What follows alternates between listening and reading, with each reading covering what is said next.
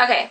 Hi, Jen and your friend, whoever asked you the question about whether or not PBing is worth it. And I understand that the person has some anxiety over PBing and perhaps getting stuck, however you want to characterize it. So here's my 2 cents.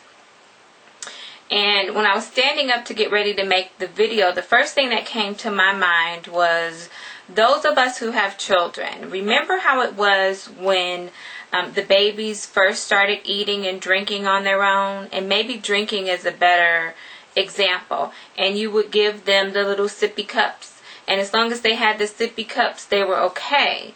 And then at some point you wanted to make the transition from the sippy cup with the lid to a regular cup.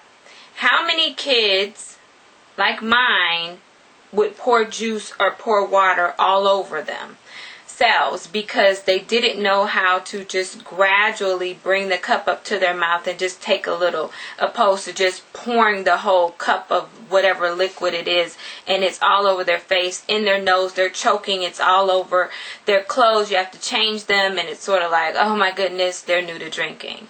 So same thing with LapBand. A lot of times I get PB episodes when I'm extremely hungry and there's too much time in between my meals, and I sit down to eat and it's like food and I just start eating. I don't chew enough. I don't take my time in between bites.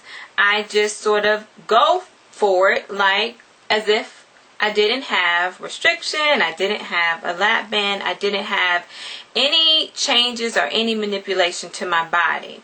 That's a big no-no. As soon as that happens, I will start feeling funny, and I know that I'll start feeling the mucus or whatever that slimy stuff is building up. And if there's food, that food that I didn't chew well, it's under it. And it's not going down because it has to slowly digest through your stoma. So it's just sitting there, and that slimy stuff is accumulating on top of it, and it has nowhere to go, so it comes back up.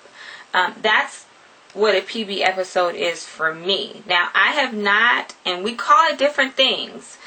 What I understand to be a true stuck episode is when you have something stuck in your stoma that cannot pass through. So there's something that you ate that perhaps isn't chewed up well, and it needs to get from your pouch through the little opening down to your big stomach, and it gets stuck right there.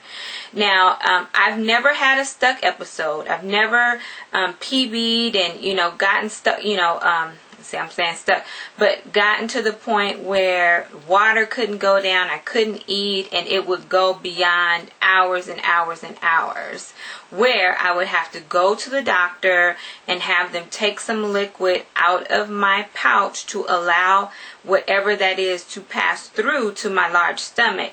That's what I was taught is a real, true stuck episode. PBing, I PB all the time. I'm not going to sit here and lie to you guys. That first bite, Wendy talks about the first bite a lot, and it's something about that first bite that you have to be very, very careful about. Chewing up your food. I don't know if it's the anticipation of, it's mealtime, there's food here, and we don't chew it good. It just, subsequent bites are good, but that first bite, I typically have a hard time with. A couple of things that I do though when I start having a PB episode is I'll raise my arms up, I'll get up and I'll walk around. The movement a lot of times will help things sort of settle and balance out and make me feel better. Now, there are times when I have a really bad PB episode where it has to just run its course.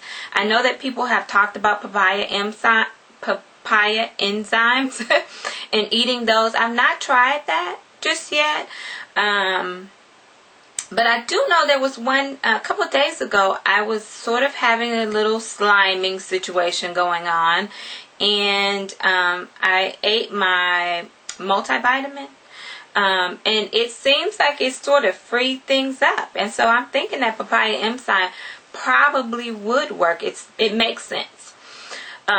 Anyway, let's see. I was going to say something else. Oh gosh. This is another way that I deal with PBs. I don't like them, but a lot of times I ask myself these questions. I'm always trying to figure out, I talk to you guys about triggers and why we overeat and trying to understand the why behind things. I do the same thing with PBs. And there are times in my life when I have a lot of stress. When there's lots of stress, my band tightens. If I drink something cold before eating, my band tightens. So I'm always trying to look back over the situation to figure out, did I not chew? Am I stressed? Am I eating something that's too dry? Am I not, did I drink something cold right before I tried to eat? Sort of all of those things. Is my band too tight, just in general? Do I have too much liquid in my band, and do I need to deal with that? So in the end, do I get mad at LapBand or mad at my surgeon or anything like that? No. I sit back and I say, a lot of times, 9 times out of 10, when I have a stuck episode, it is because of something that I did wrong or I did not do. There are some rare occasions, though, when I've eaten something completely soft and I've had a PB episode. And I'm going to chuck that up to maybe stress.